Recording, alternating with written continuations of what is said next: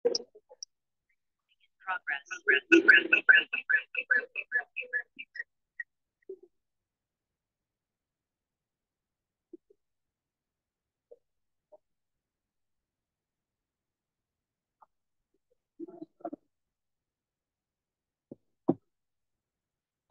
Good evening అండి. నా పేరు రవీంద్ర బాబు. ఇప్పుడు మనం సిఆర్పిసిలో కొన్ని నెక్స్ట్ చాప్టర్స్ చూస్తాము. ఇప్పుడు స్క్రీన్ షేర్ చేస్తాను, చూడండి. స్క్రీన్ షేర్ చేస్తున్నాను.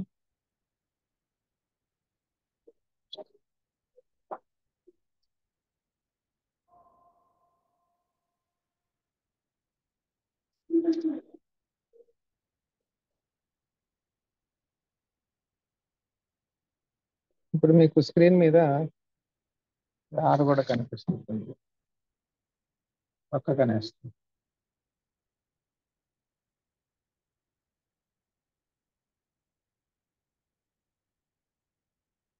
211 నుంచి ఉండొచ్చు. ఇప్పుడు ఇక్కడి నుంచి చూడాలండి మనము చాప్టర్ 17 ది ఛార్జ్. దీంట్లో కొన్ని భాగాలు ఉన్నాయి. ఒకటి ఫార్మ్ ఆఫ్ ఛార్జ్. ఆడియో వినిపిస్తుంది కదండి క్లియర్ గా? వినపడుకుంటే చెప్పండి. ఓకే. ఫార్మ్ ఆఫ్ ఛార్జ్, ఇది చాలా ఇంపార్టెంట్. అంటే పోలీసులు ఛార్జ్ షీట్ ఫైల్ చేస్తారు కదా, ఆ ఛార్జ్ లో ఏమేమి ఉండాలి, ఎలా ఉండాలి అనేది ఫార్మ్ ఆఫ్ ఛార్జ్ దాంట్లో భాగాలుగా ఇచ్చారు. 211 కంటెంట్స్ ఆఫ్ ఛార్జ్. ఛార్జ్ లో ఏమేమి ఉండాలి? Every charge under this code shall state the offence with which the accused ఈ ఛార్జ్డ్. వాడు ఏమి నేరం చేశాడు? రేప్ చేశాడా, మర్డర్ చేశాడా, థెఫ్ట్ చేశాడా, రాబరీ చేశాడా, ఫోర్జరీ చేశాడా అనేది క్లియర్ గా ఉండాలి. ఫస్ట్ పార్ట్ క్లాజ్ 1 అది. Subsection 1. Subsection 2, if the law which creates the offense gives it any specific name, the offense may be described in the charge by that name only. మనకి ఇష్టం వచ్చిన పేర్లు పెట్టేయడానికి లేదు ఆ నేరాలకి. ఇలాంటి వేరే దేశాల్లో ఉన్న పేర్లు పెట్టడానికి లేదు. ఆ మన దాంట్లో ఏమేం పేర్లు ఉన్నాయో ఆ పేర్లే పెట్టాలి. ఇప్పుడు మా రాబరీ అంటే రాబరీ అని, డెకాయిటీ అంటే డెకాయిటీ అని అలా పెట్టాలి. ఫోర్జరీ అంటే ఫోర్జరీ అని. వేరే దేశాల్లో ఉన్న పేర్లు లాంటి మనకు నచ్చిన పేరు పెట్టడానికి లేదు. Number 3, the law which creates the offence does not give it any specific name. దానికి ఏదైనా పేరు ఇవ్వనప్పుడు ఆ నేరం ఎలా చేశాడు అప్పుడు చెప్పాలి. దానికి ఏమి డిఫైన్ చేయలేదు అనుకోండి, వాడు తిట్టాడు బూతులు, దానికి ఏమి డిఫైన్ చేయలేదు, అప్పుడు ఎలా తిట్టాడు, ఏమి తిట్టాడో అది రాయాలి.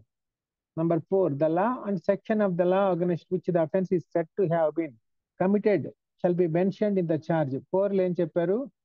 లా చెప్పాలి, ఏ యాక్ట్, ఏ కోడ్, లేకుంటే దాంట్లో సెక్షన్, సబ్ సెక్షన్, అలాంటివన్నీ దాంట్లో మెన్షన్ చేయాలి.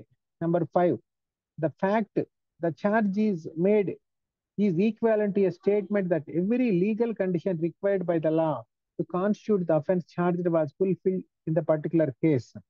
ఏదో కొంచెం అట్ట తగిలినట్టుంటే వాడు కొట్టితే గ్రీవియస్ అట్ట పెట్టేయకూడదు. The fact that the charge is made is equivalent to a statement that every legal condition required by the law. Legal condition అంటే దాంట్లో ఇంగ్రీడియంట్స్ ఉంటాయి. ఎవ్రీ క్రైమ్ లో ఒక కూరకి ఎట్లా ఇంగ్రీడియంట్స్ ఉంటాయో, ఒక క్రైమ్ లో కూడా వాళ్ళు కొన్ని ఇంగ్రీడియంట్స్ ఇచ్చారు.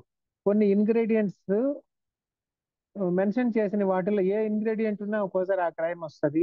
ఇలాంటి ఒక గ్రూప్ ఆఫ్ ఇంగ్రీడియంట్స్ ఉంటేనే ఆ క్రైమ్ వస్తుంది. సో అది ఇన్ ఇన్ని కండిషన్ అండ్ క్లాస్ తో ఉన్నదా, ఆర్ క్లాస్ తో ఉన్నదా చెక్ చేసుకోవాలి. ఆ ఇంగ్రీడియంట్స్ రావాలి, వస్తేనే అది ఛార్జ్ అవుతుంది 5 ప్రకారం. 6, the charge shall B return in the language of the court. ఆ కోర్టు లాంగ్వేజ్ లో రాయాలి. తమిళ్లో రాసేసి ఛార్జ్ అంటే కుదరదు. ఆ కోర్టు లాంగ్వేజ్ ఇంగ్లీషా, తెలుగా, లేకుంటే కన్నడ, ఏ లాంగ్వేజ్ అయితే ఆ లాంగ్వేజ్ లో చూడాలి. అందుకనే మన కర్ణాటక కోర్టులకు పోతే కొన్ని కన్నడలో ఉంటాయి వాళ్ళ ఛార్జ్ షీట్స్. మద్రాసులో కూడా మేము చేసాము కొన్ని కేసులు. ఎగ్మూర్ కోర్టులో మనకి తమిళ్లో ఇచ్చారు వాళ్ళ ఛార్జ్ షీట్. మళ్ళీ దాన్ని మనం కష్టపడి ట్రాన్స్లేట్ చేయించుకోవాల్సి వచ్చింది. సో లాంగ్వేజ్ ఆఫ్ ద కోర్టులో ఇస్తారు ఈ సబ్సెక్షన్ 6 ప్రకారం. 7, if the accused having been previously convicted of an offense, previous గా వేరే నేరాల్లో శిక్ష పడి ఉంటే సబ్సీక్వెంట్ గా కొన్ని కొన్ని నేరాలు చేసినప్పుడు రిపీటెడ్ అఫెండర్స్ కి కొంచెం అడిషనల్ పనిష్మెంట్ ఉంటుంది. ఆ అడిషనల్ పనిష్మెంట్ ఇవ్వడం కోసం అతను ఏ ఏ నేరాలు గతంలో చేశాడు అని ఇక్కడ మెన్షన్ చేయాల్సి వస్తుంది. ఏ ఏ నేరాలు అంటే ప్రూవన్ నేరాలు, జడ్జీలు శిక్ష విధించిన నేరాలు. వేరే దగ్గరలో కూడా ఇట్లనే కేసులు నడుస్తుంటే అవి మెన్షన్ చేయొచ్చు కానీ అవి ప్రూవ్ అయిన నేరాల కింద రావు. ఓకే. తర్వాత మధ్యలో ఏదైనా ఆ నేరం ప్రూవ్ అయితే అప్పుడు అది యాడ్ చేసి ఇవ్వచ్చు వాళ్ళు. అది ఇక్కడ. దీంట్లో ఏమైనా డౌట్స్ ఉన్నాయి? ఇది చాలా ఇంపార్టెంట్. 211 కంటెంట్స్ ఆఫ్ చార్జ్ ఏమేమి ఉన్నాయని. ఆ ఏబిసిడీలు ఇచ్చి అది కూడా మిమ్మల్ని మల్టిపుల్ చాయిస్ లో అడగొచ్చు. 212 particulars as to time, place and person. దీంట్లోనే ఉంది. అది నేరం ఎప్పుడు జరిగింది, ఏ టైంలో జరిగింది, ఏ డేట్ లో జరిగింది, ఏ ప్లేస్ లో జరిగింది, ఇలాంటి మల్టిపుల్ ప్లేసెస్ లో జరిగితే మల్టిపుల్ ప్లేసెస్, పర్సన్ చేసిన వాడెవరు, బాధితుడు విక్టిమ్ ఎవరు, అవన్నీ కూడా దీంట్లో మెన్షన్ చేయాలి. The charge shall contain such particulars as to the time and place of the alleged offence and the person if any against whom. ఒక పర్సన్ వ్యతిరేకంగా చేశారా, ఇలాంటి or the thing if any in respect of which it was committed. ఇలాంటి ఏదైనా public property ఉంటుంది, ఒక bus తగలబెడితే అక్కడ ఎవరు పర్సన్ లేరు కానీ ఒక బస్సు తగలబెట్టారు, ప్రాపర్టీ, పబ్లిక్ ప్రాపర్టీ. ఇలాంటి పక్కన వాడి దాన్ని గోడ పడగొట్టాడు ట్రెస్పాస్ చేసేసి, అవి అది ఆబ్జెక్ట్ అనమాట. As a reasonably sufficient give the accused notice of the manner with which is charged. ఇప్పుడు నేరం చేసిన వాడికి కూడా ఆ అర్థం కావాలి. వాడు ఎన్నో నేరాలు చేశాడు అనుకోండి, వాడు ఏ నేరం చేశాడో కూడా తెలవాలి. ఇలాంటి ఏమి చేయని వాడికి కూడా అసలు ఏమి నేరం మోపారో కూడా తెలవాలి. ఇలాంటి ఎక్కువ చేసే వాళ్ళకి తెలియదు వాడు ఎక్కడ ఏమి దొంగతనం చేశాడు, ఏమి చేశాడో, రిపీటెడ్ అఫెండర్స్ కి అప్పుడు కూడా అది ఏ క్లాస్, ఏ నేరానికి చేశారో కూడా తెలవాలి. Number 2, when the accused is charge with criminal breach of trust. Criminal breach of trust, dishonest, misappropriation, ఇట్లాంటి పదాలు ఉన్నాయి ఐపీసీలో. సో మనం క్రైమ్ పెట్టినప్పుడు ఇట్లాంటి పదాలే వాడాలి. Of money or other movable property it shall be sufficient to specify the gross sum. అప్పుడు criminal breach of trust ఎలా చేశాడు, థెఫ్ట్ ఎలా చేశాడు అంతా రాయాల్సిన పని లేదు, ఎందుకంటే వాళ్ళకి తెలియదు వీడు ఎలా చేశాడు, ఎంత డబ్బు దొంగతనం చేశాడు అనేది మెన్షన్ చేస్తే చాలు. Describe the movable property in respect of which the offence is alleged. ఇలాంటి ఆ ప్రాపర్టీని ఎలా ఏం డిస్ట్రాయ్ చేశాడు ఆ ప్రాపర్టీ పేరు రాస్తే చాలు. And the dates between which the offence is alleged to have been committed. వాడు చాలా దొంగతనాలు చేశాడు, అప్పుడు ఒక్కొక్క దొంగతనం అన్ని మెన్షన్ చేయాల్సిన పని లేదు. పలానా తేదీ నుంచి పలానా తేదీకి నువ్వు 10 దొంగతనాలు చేసావని ఆ లిస్ట్ ఇస్తే చాలు. కానీ ఆ లిస్ట్ లో ఇచ్చిన డేట్స్ 1 year లోపలే ఉండాలి. Provided that the time included between the first and last of such date shall not exceed 1 year. ఒక సంవత్సరంలో చేసిన అఫెన్స్ అన్ని కలిపి ఒక లిస్ట్ గా ఇవ్వచ్చు. 213, when manner of committing offence must be stated. When manner of offence committed అన్ని సార్లు చెప్పాల్సిన పని లేదు ఎలా చేశాడని, ఎందుకంటే వాళ్ళ దగ్గర కూడా తెలవాలి కదా ఎలా చేశాడు, కొన్ని చెప్పలేరు. దొంగతనం చేశాడు, ఎలా చేశాడు దొంగతనం చెప్పమంటే చెప్పలేకపోవచ్చు పోలీసులు, ఎందుకంటే ఆ స్పాట్ లో వాళ్ళు లేరు కదా. And the nature of the case is such that the particulars mentioned in sections 211 and 12 do not give the accuser sufficient notice. 211 లో 212 లో వీళ్ళు రాసిన ఇన్ఫర్మేషన్ ప్రాపర్ గా అర్థం అయ్యేటట్టు అతనికి అర్థం కాకపోతే, అంటే ఆ నేరం ఎలా చేశాడో క్లారిటీ లేనప్పుడు, the matter with which he is charged, the charge shall also contain such particulars of the manner in which the alleged offense was committed. Example, దొంగతనం ఫస్ట్ దాంట్లో ఇచ్చాడు, దొంగతనం చేస్తే ఎలా చేశాడో చెప్పాల్సిన పని లేదు. బి లో ఇచ్చారు చూడండి, A is accused of cheating B at a given time and place. The charge must be set out the manner in which A cheated B. మోసం చేసావా నువ్వు, ఆయన మోసం చేసి ₹1,00,000 తెచ్చుకున్నా అని చెప్పాడా అంటాడు. సరే మోసం చేశాడు, ఎలా మోసం చేశాడు, వాళ్ళ అబ్బాయిని చెప్పాడా, వాళ్ళ అబ్బాయి ఫ్రెండ్ అని చెప్పాడా, వాళ్ళ వియ్యంకుడు ఫ్రెండ్ అని చెప్పాడా, ఎట్లా చెప్పి మోసం చేశాడు కొంచెం చెప్పాలి స్టోరీ. అది కొన్నిటికి చెప్పొచ్చు, కొన్నిటికి చెప్పాలి మేనర్, కొన్నిటికి చెప్పాల్సిన పని లేదు. ఈ లిస్ట్ అంతా ఉంది మీకు. ఒకవేళ ఇల్లస్ట్రేషన్స్ మాత్రము ఏ చాప్టర్ అయినా చదువుకోండి, ఒక్కొక్కసారి వాళ్ళ ఇల్లస్ట్రేషన్లు అవి దించేస్తారు ఎంసీక్యూలో, ఎందుకంటే ఎక్కడైనా డిస్ప్యూట్ ఉన్నప్పుడు ఇల్లస్ట్రేషన్ ప్రకారం ఏది కరెక్ట్ అయితే దానికే మార్క్ ఇస్తారు, అందుకని ఇల్లస్ట్రేషన్స్ మార్చకుండా దించుతారు వాళ్ళు క్వశ్చన్ పేపర్స్ లో. So read every illustration. Words in charge taken in sense of law under which offense is punishable. In every charge, words used in describing an offense shall be deemed to have been used in the sense attached to them respectively by the law under which such offense is punishable. ఆ యొక్క లాలో, ఆ sections లో కొన్ని పదాలు వాడాయనుకుని, criminal misappropriation, dishonest intention, criminal breach of trust, ఏదేదో వాడుతుంటారు, dacoity, robbery అని. ఆ దాంట్లో ఇచ్చిన డెఫినేషన్ ప్రకారం వాడాలి. వీళ్ళకి వచ్చినట్టు ఇష్టం వచ్చినట్టు విక్టిమ్స్ చెప్పినట్టు, ఇలాంటి పోలీసులు చెప్పినట్టు ఆ పదాలు వాడడానికి లేదు. 214 అది ఇచ్చారు. ఎఫెక్ట్ ఆఫ్ ఎర్రర్స్, ఒక్కోసారి ఏదో చిన్న చిన్న తప్పులు జరుగుతాయి, ఎందుకంటే వాళ్ళు హ్యూమన్స్. ఒకప్పుడు 10th క్లాస్ చదివిన వాళ్ళే కానిస్టేబుల్ గా ఉన్నారు, వాళ్ళకి ప్రాపర్ ట్రైనింగ్ ఉండట్లేదు స్టేట్ గవర్నమెంట్ ఉద్యోగులకి, ఇంక్లూడింగ్ ద పోలీసు. సో ఇవన్నీ కూడా వాళ్ళకి తెలియదు. ఒక్కోసారి జడ్జిమెంట్స్, డెసిషన్స్ కూడా వాళ్ళకి కొత్త యాక్ట్లు వచ్చినప్పుడు కూడా ప్రాపర్ ట్రైనింగ్ ఉండదు చాలా మందికి. అప్పుడు వాళ్ళు కూడా ఏదో ఎర్రర్ చేస్తూ ఉంటారు. వాళ్ళ సెల్ఫ్ లెర్నింగ్ లో ఏదో చేసుకుంటూ ఉంటారు వాళ్ళు కష్టపడి. అప్పుడు no error in stating either the offence or the particulars required to be stated in the charge and no omissions to state the offence or those particulars. దాంట్లో కొన్ని ఏదో మెన్షన్ చేయలేదు, కొన్ని పదాలు ఏదో అవన్నీ shall no that these shall not be regarded at any stage of the case as material unless the accused was in fact misled by such error or omission. ఆ చిన్న చిన్న పొరపాట్లు ఉంటే ఆ పొరపాట్ల వల్ల అక్యూజ్డ్ ఏదైనా మిస్లీడ్ అయ్యి ఆయన ప్రాపర్ గా డిఫెండ్ చేసుకోలేనప్పుడు మాత్రమే ఆ ఎఫెక్ట్స్ ఆఫ్ ఎర్రర్స్ ని కన్సిడర్ చేస్తారు. లేదంటే ఎఫెక్ట్స్ ఆఫ్ ఎర్రర్ మైనర్ గా కన్సిడర్ చేసి కేసుని ముందుకు తీసుకెళ్లిపోతారు. అది ఇక్కడ ఇలస్ట్రేషన్స్ ఉన్నాయి, ఎప్పుడు కన్సిడర్ చేస్తారు ఎప్పుడు చేయదని. ఆ ఇలస్ట్రేషన్స్ చూడండి. 216 court may alter the charge. Court ఆ ఛార్జెస్ ఆల్టర్ చేస్తుంది. ఇప్పుడు కొన్ని లేని సెక్షన్లు కూడా పెట్టేస్తుంటారు పోలీసులు. సుప్రీంకోర్టు స్ట్రైక్ డౌన్ చేసేస్తుంటది, అవి కూడా పెట్టేస్తుంటారు. ఇలాంటి ఎస్సీ ఎస్టీల మీద కూడా ఎస్సీ ఎస్టీ కేసులు పెడుతుంటారు. అట్లాంటప్పుడు లేకుంటే సంబంధం లేని కేసులు పెడుతుంటారు. ఒక్కోసారి ఉమెన్ మీద కూడా రేప్ కేసు పెడుతుంటారు. వాళ్ళకి దాని కిందకు వస్తారా లేదా చెక్ చేసుకోవాలన్నమాట. Any court may alter or add to any charge at any time before judgement is pronounced. Court ఎప్పుడైనా సరే కేసు వాళ్ళకి వచ్చిన దగ్గర నుంచి కేసు జడ్జిమెంట్ ఇచ్చే లోపల సెక్షన్స్ మార్చొచ్చు. అంటే వాళ్ళు పొరపాటును చేసినందువల్ల మార్చొచ్చు, లేదంటే కేసు యొక్క స్టేజ్ మారినందువల్ల మార్చొచ్చు. ఎగ్జాంపుల్ పొరపాట్లు అంటే ఇందాక చెప్పినట్లు, అంటే వాళ్ళు ఏదో కొడతాడు ఒకతను, అది హర్ట్ కిందే వస్తుంది, అది గ్రీవియస్ హర్ట్ కింద, వీళ్ళు గ్రీవియస్ హర్ట్ అని రాసేసి ఉంటారు. కర్రతో కొడతాడు, డెడ్లీ వెపన్ అని చెప్పి రాసేస్తారు. ఓకే, అట్లాంటప్పుడు కోర్టు దాన్ని పరిశీలించి దాన్ని డిగ్రేడ్ చేయొచ్చు ఆ సెక్షన్.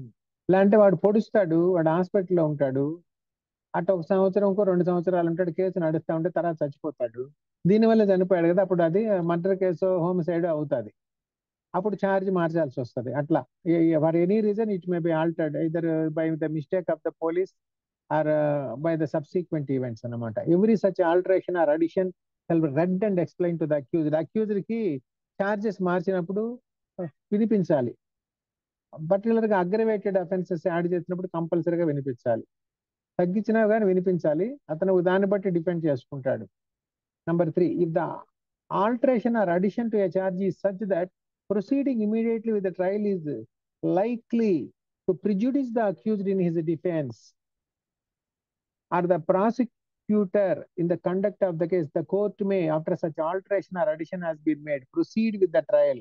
ఒక్కోసారి ఆల్టరేషన్స్ చేసినప్పుడు ఆ ట్రయల్ కి ఏం ఎఫెక్ట్ కాదు, నార్మల్ గా ఉంటుంది, ఎవరికి నష్టమే ఉండదు. ఒక్కోసారి తగ్గిస్తారు ఎఫెన్స్ ని, అప్పుడు అక్యూజ్డ్ కి నష్టం ఉండదు, ఆ ప్రాసిక్యూషన్ కి అవుతుంది. అప్పుడు దాన్ని పరిశీలించి ఎలా ముందుకెళ్ళాలి డిసైడ్ చేస్తారు. లేకుంటే వాళ్ళకి ఏదైనా ప్రిజుడిస్ అయ్యేటప్పుడు కేసు మళ్ళీ ముందు నుంచి బిగిన్ చేస్తారు.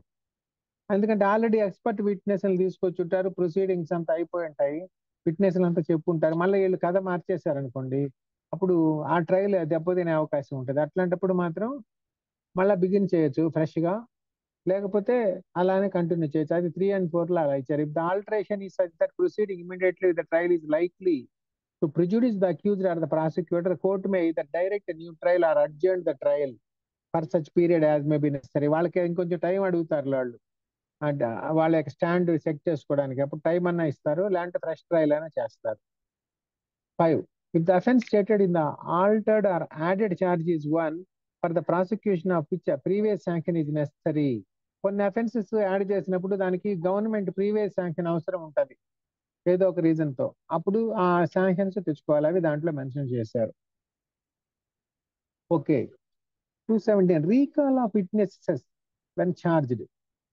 చార్జ్ ఉన్నప్పుడు విట్నెస్ ని మళ్ళీ రీకాల్ చేస్తారు ఒక్కోసారి. Whenever a charge is altered or added to by the court after the commencement of the trial, the prosecutor and accuser shall be allowed to recall or resummon or examine with reference to such alteration or addition any witness who may have been examined, unless the court, for reasons to be recorded and writing, considers that the prosecutor or the accused, as the case may be, desires to recall or re-examine such witnesses for the purpose of vexation or delay or for defeating the ends of justice. General గా వాళ్ళిద్దరికి allow చేస్తారు, ఆ విట్నెస్ని expert విట్నెస్ని పిలిచి రీ examine చేయడానికి, cross examination అన్నిటికి. కానీ ఒక్కోసారి court ఏదైనా మైనర్ చేంజ్ ఉన్నప్పుడు హర్ట్ని గ్రీవియస్ హర్ట్ గా పెట్టారు, ఆ గ్రీవియస్ హర్ట్ కింద లేదు, అది హర్ట్ గా మార్చారు. ఇంకా ఆ విట్నెస్ వచ్చి కొత్తగా చెప్పేదేం లేదు, ఆ డెఫినేషన్ లోనే క్లియర్ గా ఉంది. ఒక పన్ను పైన ఒక చెవికి కన్నుకి అట్లా తీవ్రమైన గాయం అయినప్పుడు మాత్రమే అది వస్తుంది. దానికి ఆ విట్నెస్ చెప్పేదేం లేదు, అక్కడ క్లియర్ గా మెడికల్ ఎవిడెన్స్ ఉంటుంది. అట్లాంటప్పుడు ఏంటంటే ఇంకా వాళ్ళని పిలవాల్సిన పని లేదు, కోర్టు కెన్ డిసైడ్. ఎందుకంటే అట్లా ఊరికే మళ్ళా పిలుస్తుంటే రెడ్ వచ్చి మొదలెట్టినట్టు కోర్టు ప్రొసీడింగ్స్ డిలే అవుతాయి. That may be vexatious or delay the proceedings. అప్పుడు కోర్టు దాన్ని రిజెక్ట్ చేయొచ్చు ఆ రిక్వెస్ట్ ని, అది దాంట్లో ఇచ్చారు.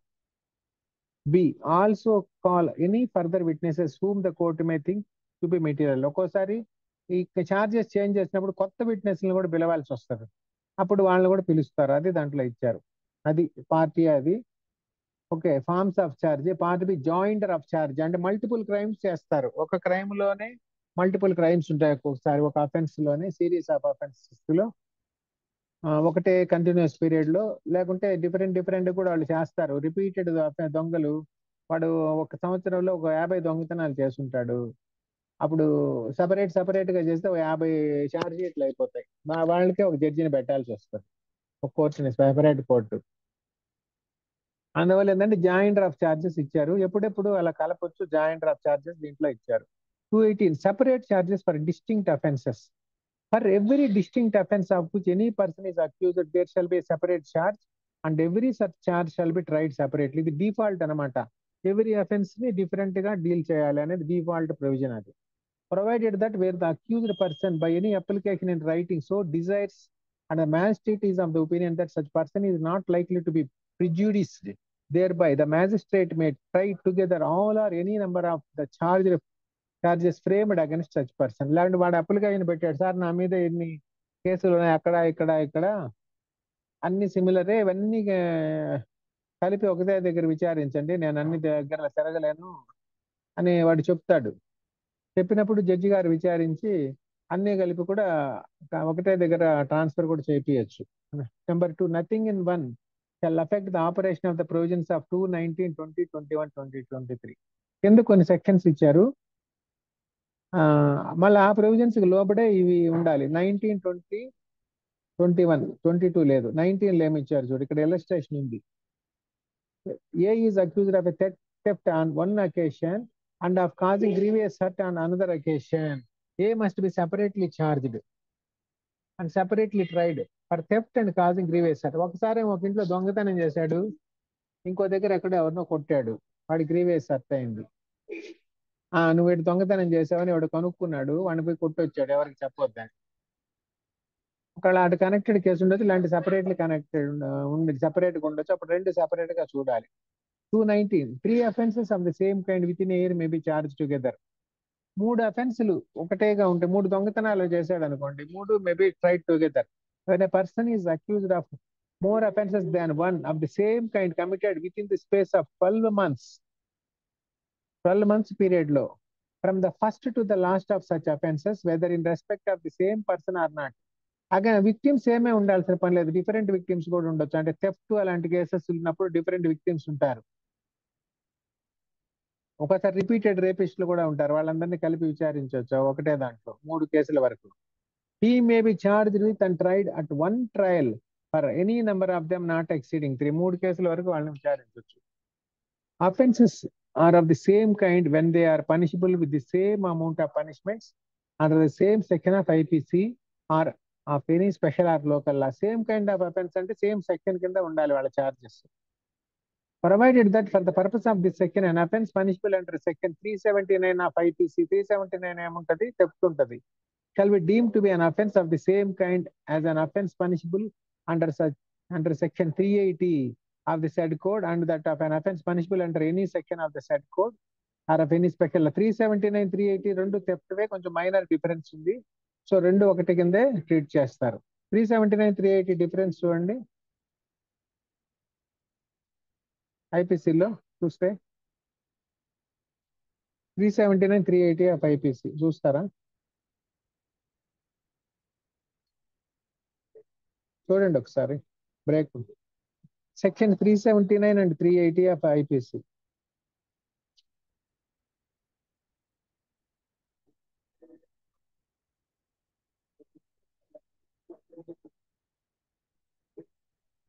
Sections 379 and 380 of IPC. చూద్దాం ఏమొస్తాయి. తర్వాత ఏముంది, 220 trial for more than one offence.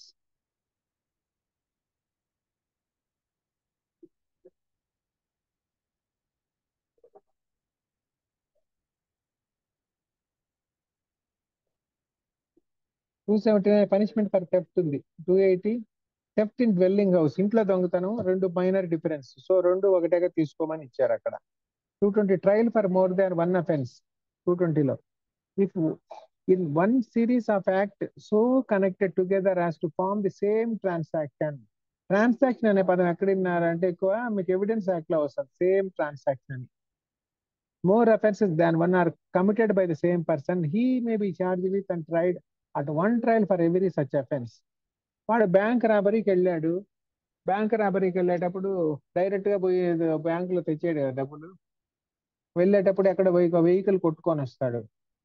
Okay, అదొక థెఫ్ట్ వస్తుంది. ఆ వెహికల్ తీసుకొని ఆ బ్యాంక్ దగ్గరికి వస్తారు, ఆ బయట ఎవరో సెక్యూరిటీ గార్డులు ఉంటారు, వాళ్ళ మీద అటాక్ చేస్తారు, గ్రీవియస్ సెర్చ్ చేస్తారు, ఇలాంటివి చంపేస్తారు కూడా. తర్వాత బ్యాంకులోకి వెళ్ళి మేనేజర్ని బెదిరిస్తారు, అక్కడ ఎక్స్టార్షన్ చేస్తారు, కొన్ని లాకర్లు అవి ప్రాపర్టీ అవి బ్రేక్ చేస్తారు. అవన్నీ మల్టిపుల్ అఫెన్సెస్. బెదిరించిన ఒక అఫెన్స్ వస్తుంది, బ్రేక్ చేయడం ఒక అఫెన్స్, బయట సెక్యూరిటీని అటాక్ చేయడం ఒక అఫెన్స్ వస్తుంది వేరే సెక్షన్ లో. థెఫ్ట్ ఆఫ్ వెహికల్ ఆల్రెడీ ఉంది. తర్వాత డబ్బులు తీసుకొని పారిపోతూ దారిలో యాక్సిడెంట్లు చేసి నలుగురు ఐదు ఇంజూర్ చేస్తారు, ర్యాష్ డ్రైవింగ్ చేస్తారు, కొన్ని ప్రాపర్టీలు డిస్ట్రాయ్ చేస్తారు, ఎన్నో చేస్తుంటారు.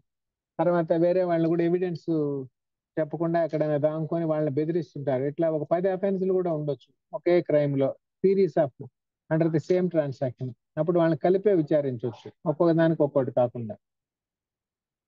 2 Clause 2, when a person charged with one or more offenses of criminal breach of trust, dishonest misappropriation or property as provided in subsection 2 of 212 or in subsection 1 of section 219 is accused of committing for the purposes of facilitating or concealing the commission of the offense or those offenses, one or more offenses of falsification of accounts, he may be charged with and tried at one trial for every such offense. ఇక్కడ multiple offences ఇచ్చారు, ఇవి కూడా చిన్న వ్యవహారాలుగా మోసానికి సంబంధించినవి. Criminal breach of trust, dishonest misappropriation, అలాంటివన్నీ ఉన్నాయి. వాటికి రిలేటెడ్ గా ఏదైనా అఫెన్స్ చేస్తే అవన్నీ కూడా ఒకటేగా ట్రీట్ చేశారు దీని క్లాస్ 2 ప్రకారం. 3 ప్రకారం, if the act alleged constitute an offence falling with in 2 or more separate definitions of any law in force for the same time being by which offense are defined or punished, the person accused of them may be charged with and tried at one trial for each of such offenses. ఇక్కడ ఏమి ఇచ్చారు, ఇప్పుడు POCSO act ఉంది, చిన్న పిల్లల మీద rape చేస్తే POCSO act కింద వస్తారు, ఐపీసీ కింద కూడా వస్తారు. If the acts alleged constitute an offense falling within 2 or more separate definitions of any law in force for the time being by which offenses are defined or punished, the person accused of them may be charged with and tried at one trial for each of such offense. అన్ని కలిపి multiple sections కూడా పెడతారు, అదే వాడు చేసిన act multiple sections కింద వచ్చినప్పుడు. అప్పుడు కూడా సేమ్ అఫెన్స్ కింద మల్టిపుల్ అఫెన్స్ కలిపి ఒకటే ట్రయల్ లో చేస్తారు. Clause 4, subsection 4, if several acts of which one or more than one would by itself or themselves constitute an offense, constitute when combined with a difference offense, the person accused of them may be charged with and tried at one trial for the offense constituted by such acts when combined, and for any offense constituted by any one or more of such acts. కొన్ని separate గా ఒక offence అవుతాయి, combined గా ఇంకో offence అవుతాయి. House breaking అన్నాడు, house breaking at night plus theft ఉండే house breaking కలిపి ఒక సెక్షన్ ఉంటుంది, అప్పుడు రెండు కలిపి ఒకటి వస్తుంది. ఇలాంటి హౌస్ బ్రేకింగ్ ఒక పార్ట్ ఉంది, థెఫ్ట్ ఒకటి, రెండు భాగాలు ఉన్నాయి. అప్పుడు విడివిడిగా కంబైన్డ్ గాని కూడా దీంట్లో ఇచ్చారు. ఇలస్ట్రేషన్స్ చూడండి ఏమున్నాయో.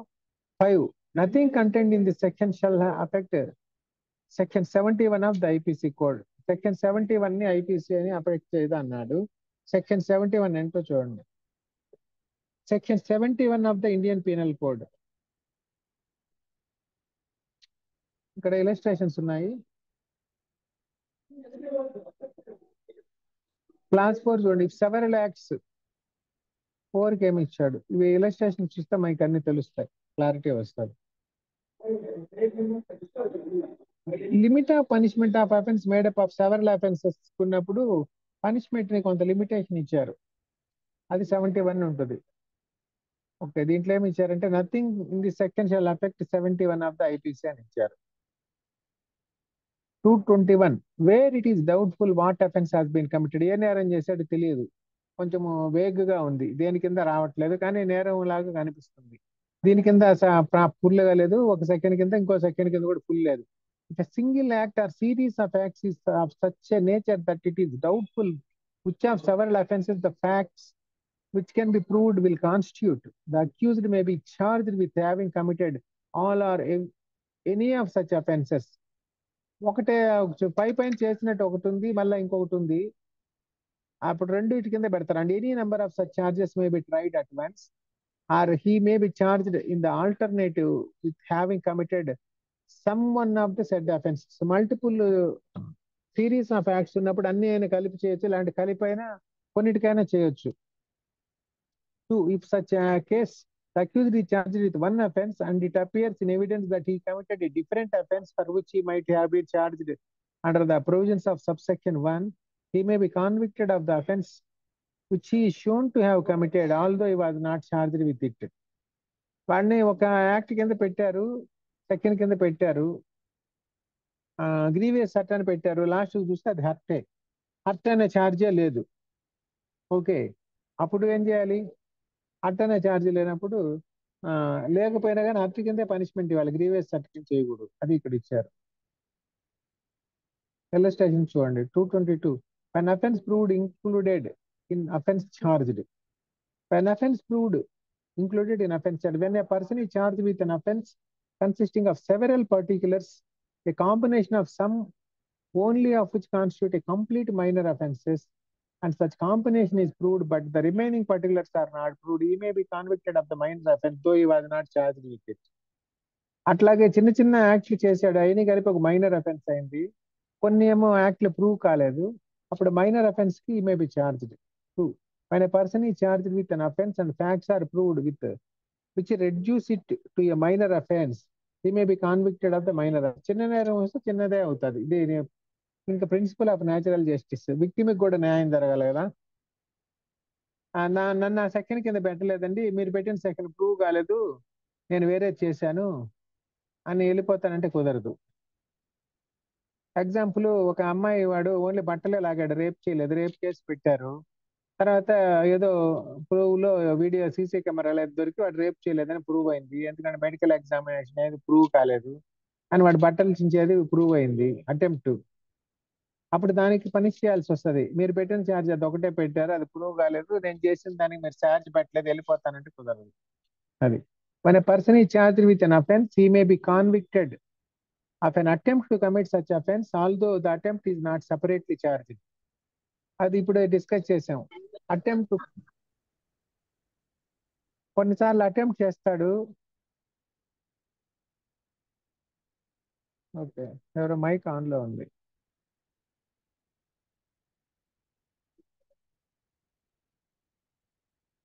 ఎవరిది లేదుగా. ఓకే, అటెంప్ట్ మాత్రమే చేస్తాడు, అది జరగదు, అప్పుడు అటెంప్ట్ కూడా చార్జ్ చేయొచ్చు. అట్లాగే నేరం చేసినట్టు ప్రూవ్ కాదు, అటెంప్ట్ చేసినట్టు ప్రూవ్ అవుతుంది, అప్పుడు అటెంప్ట్ పనిష్మెంట్ ఉంటుంది. Nothing in this section shall be deemed to authorise a conviction of any minor offence where the conditions requisite for the initiation of proceedings in respect of that minor offence have not been satisfied. Nothing in this, ఇప్పుడు చిన్న నేరం చేశాడు, nothing in this section shall be deemed to authorise a conviction of any minor offence where the conditions requisite for initiation of proceedings in respect of that minor offense have been satisfied. ఆ minor offence initiation చేయాల్సిన conditions ప్రకారం వెళ్ళాలి, కానీ మళ్ళీ major offence కింద తీసుకెళ్ళకూడదు దాని proceedings. In the B charged, A is charged of section 325 IPC with causing grievous hurt. He proves that he acted on grave and sudden provocation, he may be convicted under 335. ఈ grave and sudden provocation లో తక్కువ శిక్ష పడుతుంది. అది 223 what persons May be charged jointly. 223 ఎప్పుడు వాళ్ళని joint గా కలిపి చార్జ్ చేస్తారనేది ఇచ్చారు. The following persons May be charged and tried together namely. ఎవరెవరిని కలిపి విచారిస్తారు? నన్ను వాడితో విచారించొద్దండి, వాడు మర్డర్ చేశాడు, నేను చేయలేదంటే కుదరదు. వీడు అసిస్ట్ చేస్తుంటాడు కదా, ఈ ప్రొవోకేట్ చేస్తుంటాడు, అప్పుడు ఎలా చూస్తారు? Persons accused of A persons accused of same offence committed in the course of the same transaction. ఒక ట్రాన్సాక్షన్ ఉంది, వాడు ఏదో మర్డర్ చేశాడు, వీడి ఊరికే వాడికి కొంచెం డ్రైవింగ్ చేశాడు, సేమ్ ట్రాన్సాక్షన్ లో హెల్ప్ చేశాడు కాబట్టి వాడిని కూడా కలిపి విచారించాలి. B persons accused of an offence and persons accused of abetment or attempt to commit such offence. Abetment చేసిన వాడిని, అటెంప్ట్ కి హెల్ప్ చేసిన వాడిని, కమిట్ చేయించిన వాడిని అందరిని కూడా కలపాలి. C persons accused of more than one offence of the same kind within the meaning of 299 committed by them jointly within the period of 12 months. వాళ్ళు 299 కింద 219 కింద జాయింట్ గా కలిసి చేశారు మల్టిపుల్ నేరాలు, అప్పుడు కలిపి చేయొచ్చు. తర్వాత persons accused of different offences committed in the course of same transaction. Okay transaction లో ఇందాక చెప్పిన బ్యాంక్ రాబరీ లాగా కలిసి చేశారు గుంపుగా కొంతమంది, అప్పుడు కూడా వాళ్ళు డిఫరెంట్ పార్ట్స్ ఆఫ్ యాక్షన్ చేస్తుండొచ్చు. ఒకడు వెహికల్ థెఫ్ట్ చేసి తీసుకురావచ్చు, ఒకటి సెక్యూరిటీ గార్డ్ ను కొట్టు పడేయచ్చు, ఒకటి గన్ను పట్టి మేనేజర్ని బెదిరించవచ్చు, ఒకటి లాకర్ బద్దలు కొట్టచ్చు. వాళ్ళందరినీ కలిపి టుగెదర్ గా విచారిస్తారు. E persons accused of an offence which includes theft, extortion, cheating or criminal misappropriation and persons accused of receiving or retaining or assisting in the disposal or concealment of property, possession of which is alleged to have been transferred by any such offense committed by the first named persons, or of abetment or of attempting to commit any such last named offense. Theft చేసిన వాళ్ళనే కాదు, అవి దొంగ సామాను దాచిపెట్టిన వాళ్ళని, stolen ప్రాపర్టీలు అమ్మిన వాళ్ళని, వాళ్ళందరినీ కలిపి కూడా టుగెదర్ కూడా విచారించవచ్చు. అలా ఇక్కడ ఇచ్చారు. Persons accused of offences under 411 and 414 of IPC are of either discretion of those sections in respect of stolen property, the possession of which have been transferred by one person. ఇవి దొంగ సొమ్ము transfer చేసిన వాళ్ళ కింద వస్తాయి 411, 414 అట్లాంటివన్నీ. The persons accused of any offense under chapter 12 of IPC relating to counterfeit coin and persons accused of any other offense under said chapter relating to the same coin or of abetment or attempt, and the provisions are contained in the former part of the chapter shall so far may be applied to all such charges.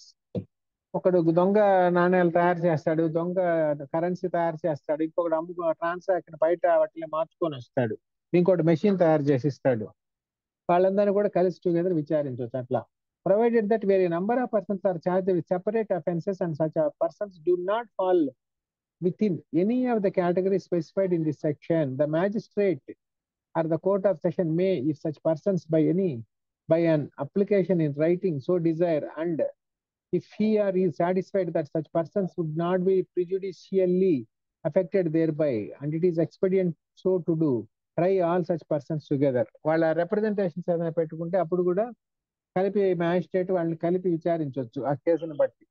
Judicial description ఉంది అక్కడ. 224 withdrawal of the remaining charges on conviction on one of several offenses. కొన్ని offences మీద charge అయ్యాడు, కొన్ని prove కాలేదు, అప్పుడు ఇంకా withdraw అయిపోయినట్లు. when a charge containing more heads than one is framed against the same person and when a conviction has been had on one or more of them, the complainant or the officer conducting the prosecution may with the consent of the court withdraw the remaining charge or charges. ఒక్కోసారి prosecution వాళ్ళు కూడా కొన్ని ఛార్జీలు drop చేసుకుంటారు, దానికి సంబంధం లేదని. ఏంటంటే అక్కడ ఎవిడెన్స్ దొరకనప్పుడు, అట్లాంటప్పుడు ఏది దొరికితే అది పెట్టుకొని, ఉన్నాయి పెట్టుకొని లేని అన్ని తీసేసుకుంటారు సెక్షన్స్. అది అంతవరకు. ఇది ఇంపార్టెంట్ ఛార్జెస్ అనేది. ఓకే, ఇంతవరకు అయిపోయింది ఈ చాప్టర్. ఓకే, దీంట్లో ఏమైనా డౌట్స్ ఉన్నాయా ఎవరికైనా?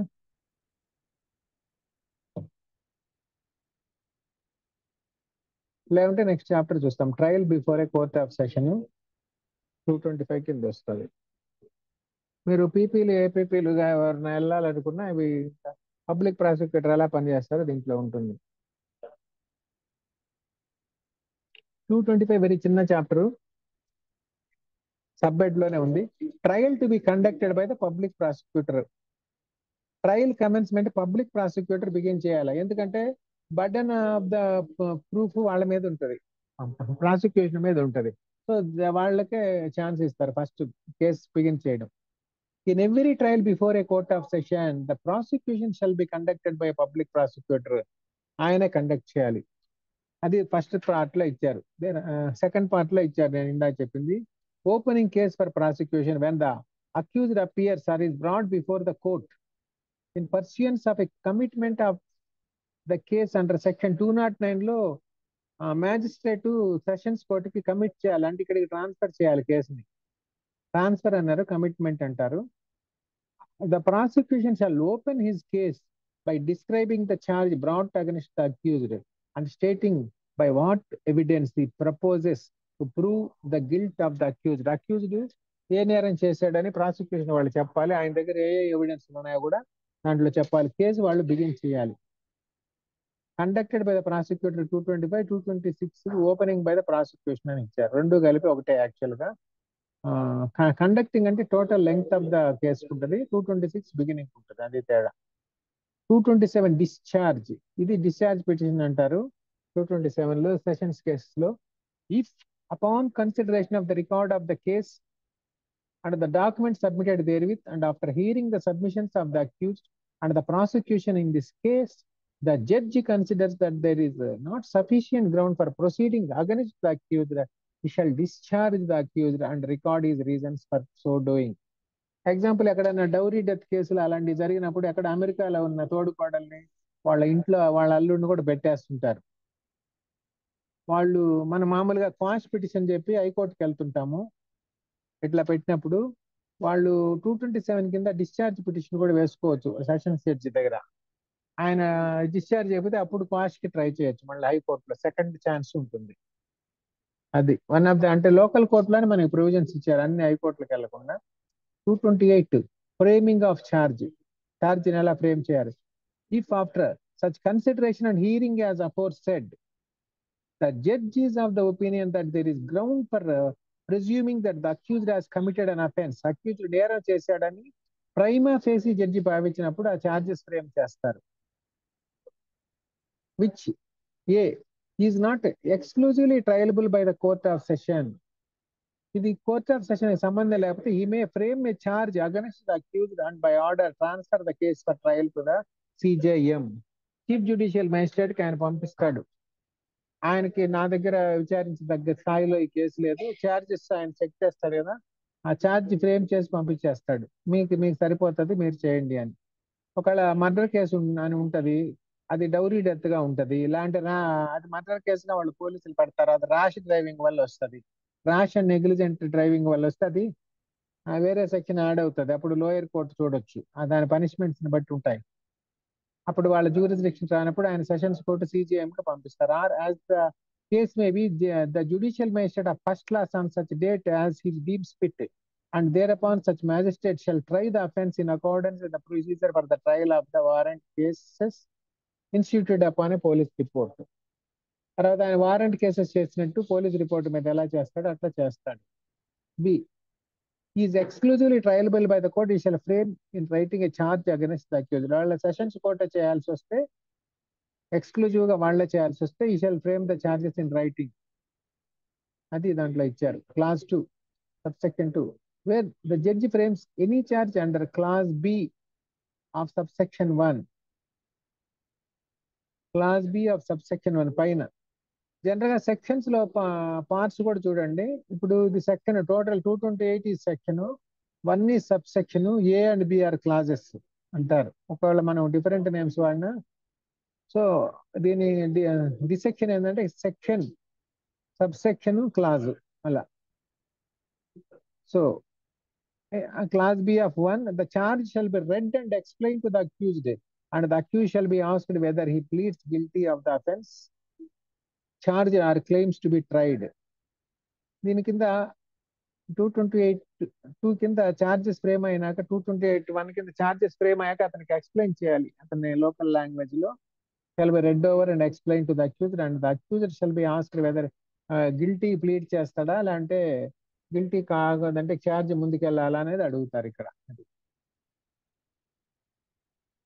Okay, next 229 conviction on plea of guilty. వాడు ఒప్పుకున్నాడు అనుకోండి నేరం, అప్పుడు ఇంక జడ్జి గారి పని ఈజీ అయిపోతుంది, ప్రాసిక్యూషన్ కూడా పని ఈజీ అయిపోతుంది.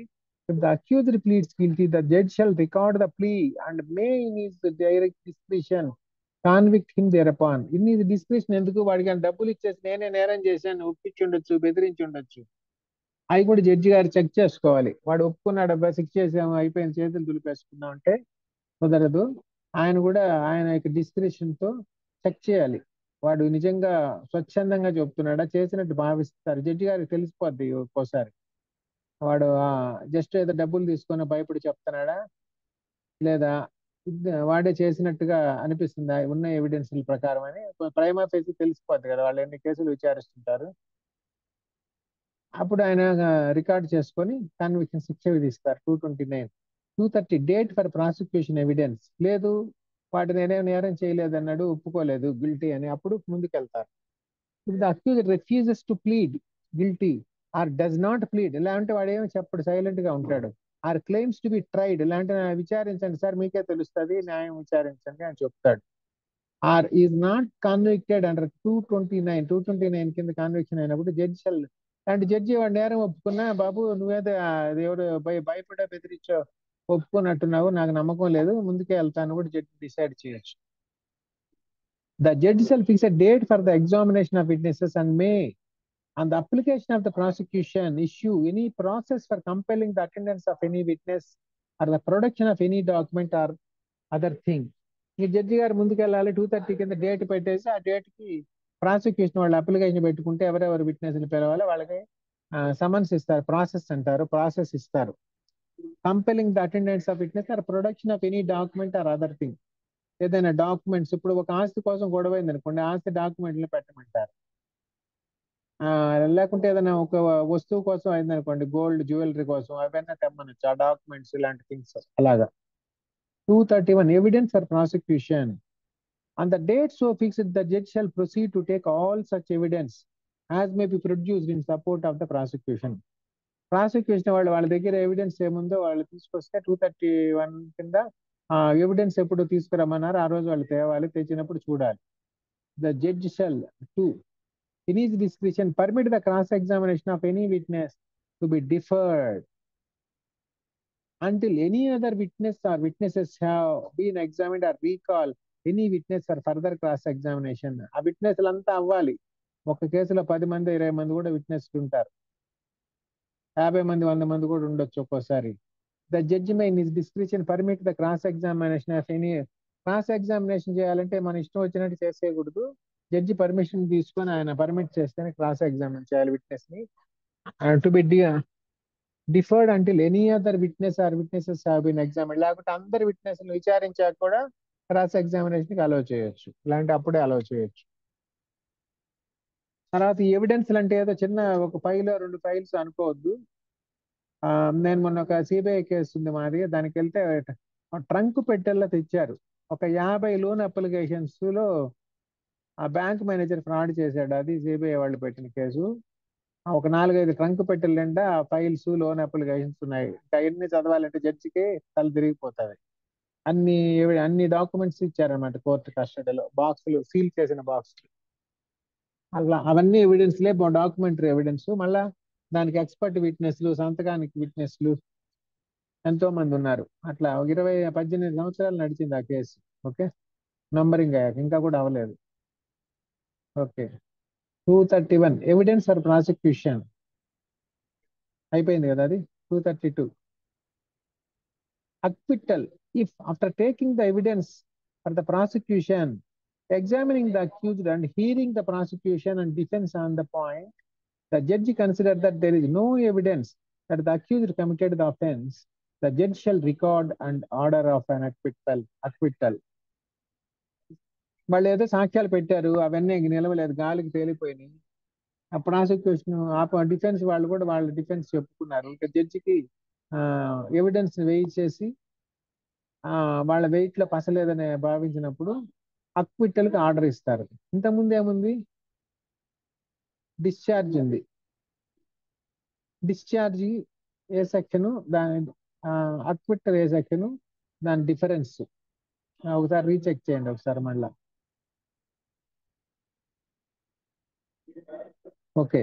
తర్వాత 233 entering upon defence when the accused is not acquitted under 232 he shall be called upon to enter on his defense and adduce any evidence he may have in support thereof. Acquittal అవ్వలేదు ఇంకా వాళ్ళ ఏదో కొంత evidence ఉంది, అప్పుడు వీళ్ళకి ఆ defence వాళ్ళకి అవకాశం ఇస్తారు. ఇప్పుడు వీళ్ళ బాల్ వీళ్ళ కోర్టులో ఉంటది, వీళ్ళు ఎట్లా ప్లే చేయాలని. If the accused puts in any return statement the judge shall file it with the record. Accused కూడా రిటర్న్ స్టేట్మెంట్స్ ఇవ్వచ్చు. డిఫెన్స్ మన ప్లెయింట్ లో రిటర్న్ స్టేట్మెంట్ అంటాం కదా, ఆపోజిట్ పార్టీ వాళ్ళు ఇస్తారు, డిఫెండ్ డిఫెండెంట్ ఇస్తాడు. అట్లనే ఇక్కడ అక్యూజ్డ్ కూడా రిటర్న్ స్టేట్మెంట్ ఇవ్వచ్చు. Judge shall file it with the record. 3. The accused applies for the issue of any process for compelling the attendance of any witness. Accused కూడా witness ని పిలిపించుకోవచ్చు. Or the production of any document or thing, the judge shall issue such process unless he consider for reasons to be recorded that such application should be refused on the ground that it is made for the purpose of vexation or delay or for defeating the ends of justice.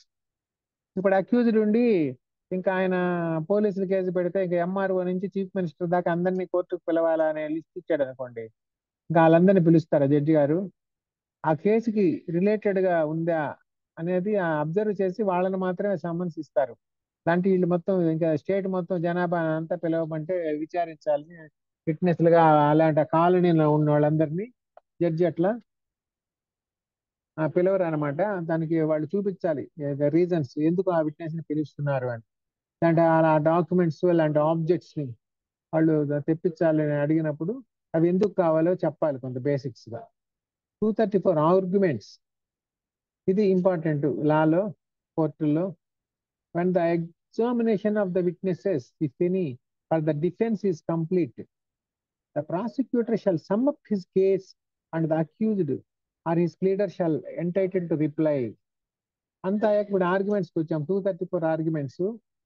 when the examination of the witnesses for the defense is complete, defence వాళ్ళ విట్నెస్లు కూడా అయిపోయింది, the prosecutor shall sum up his case. అప్పుడు prosecutor మళ్ళా case మళ్ళీ refresh చేసి మళ్ళీ ఒక summary of his case చెప్పి and the accused or his pleader shall be entitled to reply. అప్పుడు ఆయన అక్యూజ్డ్ తరపున డిఫెన్స్ వాళ్ళు కూడా వాళ్ళు దానికి రిప్లై ఇవ్వాల్సి వస్తుంది, ఇస్తారు. Provided that where any point of law is raised by the accused or his pleader. వాళ్ళు పాయింట్ ఆఫ్ లా చెప్పారనుకోండి, the prosecution may with the permission of the judge make his submissions with regard to such point of law. కొన్ని provisions of law ఉంటాయి. ఇప్పుడు తాడా కేసులో illegal detention చేసినప్పుడు లేకుంటే ఒక్కొక్కసారి age of the accused or victim కూడా ఉంటది. ఎందుకంటే విక్టిమ్ ఏజ్ ని బట్టి కూడా పనిష్మెంట్ ఉంది రేప్ ఆఫెన్సెస్ లో. అట్లాంటప్పుడు వాళ్ళ ఏజ్ ని క్వశ్చన్ చేసినప్పుడు లేకుంటే అది రాబరీ అవుతుందా, థెఫ్ట్ అవుతుందా, అలాంటి పాయింట్ ఆఫ్ లా ఉన్నప్పుడు ప్రాసిక్యూషన్ వాళ్ళు ఎక్స్ప్లెయిన్ చేయాలి. 235 జడ్జిమెంట్ ఆఫ్ అక్విట్టల్ ఆర్ కన్విక్షన్. ఇదేమో అక్విట్టల్ 235 లో జడ్జిమెంట్ ఇస్తారు, ఆ జడ్జిమెంట్ లో కన్విక్షన్ అనే ఉంటుంది, అక్విట్టల్ అనే ఉంటుంది. After hearing the arguments and point of law if any, the judge shall give a judgement in the case. If the accused is convicted the judge shall unless he proceeds in accordance with the provisions of section 360 hear the accused on the question of sentence and then pass sentence on him according to the law. Okay, ఇక్కడ ఏమొచ్చింది, అక్విట్టల్ వచ్చింది. 232 లో కూడా అక్విట్టల్ వచ్చింది. ఇక్కడేమో discharge వచ్చింది పైన 227, 232, మళ్ళీ జడ్జిమెంట్ లో కూడా 235. 236 ప్రీవియస్ కన్విక్షన్ ఉంటే అప్పుడు వాళ్ళకి అడిషనల్ పనిష్మెంట్ పడుతుంది. In case where previous conviction is charge under the provisions of subsection 7 of 211, the accused does not admit that he has been previously convicted as alleged in the charge, the judge may, after he has convicted the said accused in 229 or 235, take evidence in respect of the alleged previous conviction and shall record a finding thereon. Previous convictions ఉంటే అప్పుడు police వాళ్ళు అతను అవన్నీ చేశారని prosecution వాళ్ళు చెప్తారు, accused మే deny నేను అవన్నీ చేయలేదని. అవి ఉన్నట్టు ప్రూవ్ ఉంటే అప్పుడు దాన్ని బట్టి జడ్జి గారు రికార్డెడ్ రీజన్స్ తో జడ్జిమెంట్ ఇస్తారు. Provided that no such charge shall be read out by the judge nor shall the accused be asked to plead thereto. ఆ పాత ఛార్జీలు వేరే కోర్టుకు సంబంధించినవి ఉంటాయి. మళ్ళీ ఆ పాత అన్ని తవ్వడం ఏమీ అవసరం ఉండదు. దాంట్లో పనిష్మెంట్ ఉంటే దాన్ని రికార్డ్ చేసుకొని దాన్ని బట్టి డిసిషన్ ఇస్తారు. Nor shall the previous conviction be referred to by the prosecution or any evidence adduced by it unless and until the accused has been convicted under section 229 or 235. 229 కింద 235 కింద అతను convict అయితే ఆ judgement లో ఆ conviction ని బట్టి additional punishment ఏమైనా ఉంటే రిపీటెడ్ అఫెన్స్ కి ఉంటుంది. అది 237 procedure in cases instituted under section 199. A court of section taking cognizance of an offence under subsection 2 of section 199 shall try the case in accordance with the procedure for the trial of warrant cases instituted otherwise than on a police report before a court magistrate. Private cases అనమాట. Private complaint 199 2 లో a court of section taking cognizance of an offence under subsection 2 of 199 shall try the case in accordance with the procedure for the trial of warrant cases. Sessions కేసే చేస్తుంది. రేపే కేసే అలాంటివి జరిగాయి, పోలీసులు FIR చేయలేదు, వీళ్ళు ప్రైవేట్ కంప్లైంట్ పెట్టారు, సెషన్ జడ్జి చూశారు, అప్పుడు వారెంట్ కేసెస్ ట్రయల్ లాగా ఆయన ముందుకు వెళ్తారు. అది ఇక్కడ ఇచ్చారు. Warrant case instituted otherwise than a police report before a court of magistrate provided that the person against whom the offence is alleged to have been committed shall, unless the court of session for reasons to be recorded otherwise directs, be examined as a witness for the prosecution. Provided that the person against whom the offence is alleged to have been committed shall, unless the court otherwise directs, be examined as a witness for the prosecution. యొక్క person ఎవరి మీద అయితే వాళ్ళ person provided that the person against whom the accuse offence is alleged అంటే accused person అతన్ని కూడా witness గా prosecution witness గా తీసుకోవచ్చు. Every trial under this section shall be held in camera if either party that to so desires or if the court thinks fit. So ఎవడ మీద private complaint పెట్టేసాము, case అయిపోయింది, ఇంకా ఆయన విచారిస్తున్నారు, ఆ దొంగ కేసు పెట్టారు, ఇప్పుడు అతనికి అవమానకరంగా ఉంటది. దొంగ కేసులో జడ్జి ముందు నిలబెట్టి క్వశ్చన్స్ అన్ని అడుగుతా ఉంటే అప్పుడు either of the party may ask that this private complaint may be held in camera or if the court thinks fit so to do. తర్వాత clause 3, if in any such case the court discharges or acquits all or any of the accused and is of the opinion that there was no reasonable cause for making the accusation against them or any of them, it may, by its order of discharge or acquittal, direct the person against whom offence was alleged to have been committed, other than the president, vice president, or governor of a state or the administrator of UT, to show cause why he should not pay compensation to such accused or to each or any of such accused when there are more than one. అక్కడ private complaint లో ఏం పసలేదు. అప్పుడు judge గారు చూశారు, the court discharges or acquits all or any of the accused. వాళ్ళని అప్పుడు ఆయన ఎక్కువ మంది ఉంటే కొందరినైనా వదిలేయచ్చు, లేదంటే కొందరు ప్రూవ్ చేసినట్టు అనిపించచ్చు, కొందరు చేయనట్టు అనిపించచ్చు. అట్లా అనిపించినప్పుడు వాళ్ళని వదిలేస్తారు. and is of the opinion that there was no reasonable cause for making the accusation against them. అక్కడ ఒక రీజనబుల్ బేస్లెస్ చార్జెస్ అంటారు. కొన్ని బేస్ అన్నా ఉంటాయి, కొంచెం డౌట్ఫుల్ కేసెస్, కొన్ని బేస్లెస్ చార్జెస్, సంబంధమే ఉండదు అసలు ఏ రకంగా కూడా. అప్పుడు court it may by its order of discharge or acquittal direct the person against whom the offence was alleged have been committed. ఎవరైతే ప్రైవేట్ కంప్లైంట్ చేస్తారో వాళ్ళని to show cause why he should not pay compensation, ఎందుకు నువ్వు compensation కట్టకూడదు, వీళ్ళ మీద దొంగ case పెట్టినావు కాబట్టి అని అడగొచ్చు. కానీ వీళ్ళలో కొందరికి ఎగ్జామ్షన్ ఇచ్చారు. ఎవరెవరికి ఎగ్జామ్షన్ ఇచ్చారంటే president, vice president or governor of a state or administrator of UT, వీళ్ళెవరికి ఎగ్జామ్షన్ ఇచ్చారు. అంటే వీళ్ళు కావాలంటే ఎప్పుడైనా ప్రైవేట్ కేసు పెడితే అది వాటిలో ఏదైనా ఫాల్సిఫికేషన్ ఆఫ్ కేసు ఉన్నా కానీ వాళ్ళకి ఆ ఎర్రర్ లేదు. అది the court shall record and consider any cause which may be shown by the person so directed, and if it is satisfied that there was no reasonable cause for making the accusation, it may for reasons to be recorded make an order that compensation to such amount not exceeding 1000 rupees as it may determine be paid by such person to the accused or to each or any of them రూపాయల వరకు penalty విధించవచ్చు.